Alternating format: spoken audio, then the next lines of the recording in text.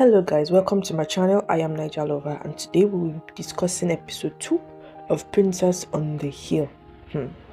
So we know where the first one went, the first one ended now. Zara went to meet Mercury Lawson. All this while thinking he has been in coma, but to see that he's alive. And obviously for a man like that to seek out a girl like that, he wants something from her. What does he want? He wants her to be the eyes and ears in his company.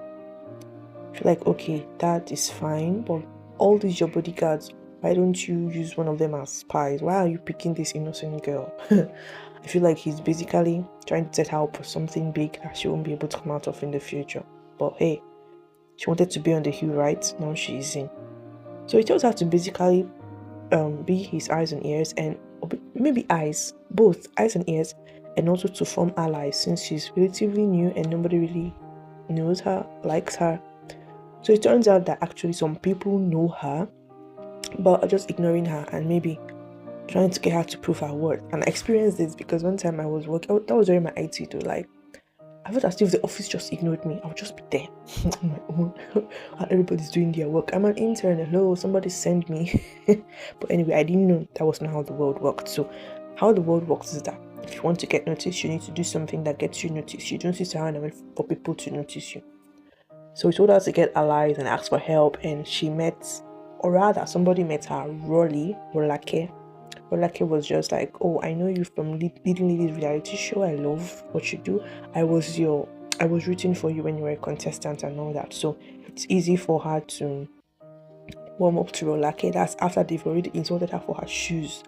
Well, her shoes are pretty fine, but the Lawson group, come on, how would you wear that in the Lawson group?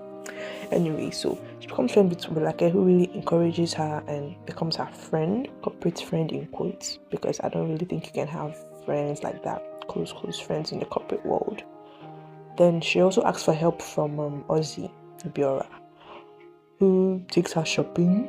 And I'm like, why are you taking her shopping? Anyway, they clarify it later that it's on the communications team because they are meant to give her the upgrade just as she asked earlier, kind of. So he took her shopping personally, bought her all these fine wigs and fine gowns and fine shoes and fine bags, and telling her that he surpassed herself because she looks really good. Ozzy Obiora, keep your flirting mouth to yourself. Jesus. Okay. After that, she's more confident, obviously, with a wig like that and makeup like that and clothes like that. Who wouldn't be more confident? This is just a sign for you to upgrade your wardrobe today. A change of clothes comes with confidence. Yeah. This is a sign for you to upgrade your clothes today, because when you change your clothes, you have this kind of confidence and people even address you better anyway. So upgrade your wardrobe. While going to work, she has to go for a photo shoot, right? Where I feel like someone is spying on her. But I also feel she just talks too much because she's like, I'm an intern at lesson group. Who asks you? So there's somebody listening to her, kind of, and then the driver Sahid tries to get the person. Of course, he's not sure, but he finds him suspicious, and the person runs away. And Mumu Zara can still not clock what's happening. That's her business. So one of her brother's friends is being bundled in a Black Maria for something. Apparently, her and her brothers and his friends have been, or they beat up a NEPA agent, a NEPA worker who came to cut light or something, and the police came after them. So they arrested her brother's friend. Out of worry, she went to look for her brother and found out that, well, he hasn't really been home, but then he was home, and then he was now forming like, hey, I'm a big boy, don't talk to me, don't look for me, that kind of thing. She was like, are you okay? Like, they almost arrested your friend. What, behaving stupid? What are you guys doing? And it got into a small fight, which their mother tried to separate. At the end, they just both went their separate ways. I don't think they reconciled. So Zara does a good job of listening. She goes to tell Moyosori everything, like babe, are you this naive? There are things you should keep to yourself. Okay, anyway, she tells him about everything and how, like I said, she wanted to leave at some point because of his absence there at the company. And the next day, we find out that Rolake is getting fired. Why? By the way, Rolake is Etim's PA. Etim is like the 2IC, right? In Moyosori, in the Lawson group, he's a 2IC.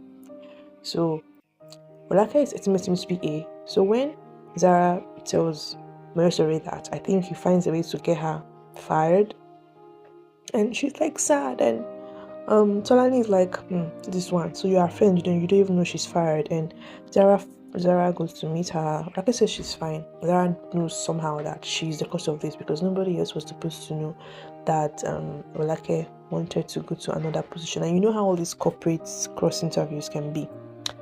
So Etim fired her because also Etim is now the new CEO. I think acting CEO for the while that Mercury is in coma. So he doesn't want to be seen as choosing people and picking people and, rewarding his friends. So he had to fire her based on company policy. And guess who is asked to fill up the role? Zara. Yes, Zara or Sarah is asked to fill up the role. So she's now Etim's PA. I think Mercury's plan is working quite well. Then all of our other problems have been kind of solved because at the beginning she told Mercury that, look, I don't really know. I can try this for you as long as it's legal, but I have something I'm taking care of. And Mercury is like, we'll take care of them for you. The things like the rent, the mortgage, everything, she finds out that they are being paid for. Surprisingly, magically, they are just being paid for. And well, she's happy for it. She's happier for it. And she wants to continue doing the job. I'm not surprised at turn of events because I'm just not surprised. Anything I saw, I expected it. So Zara looks good in her new clothes, really, and I feel like her behavior has changed. I don't know, is it just me? I feel like Zara without wigs has a kind of attitude, even a manner of speaking, different from Zara with wigs. But I don't know. I'll find out if I'm correct later, or if I'm just making them different because they're now wearing different clothes. Obiora, I don't know what's his plan for Zara because the way he flips that girl's hair. Yeah. Anyway, it's always ending in tears. Mayosori, I also don't understand Mayosori's game plan.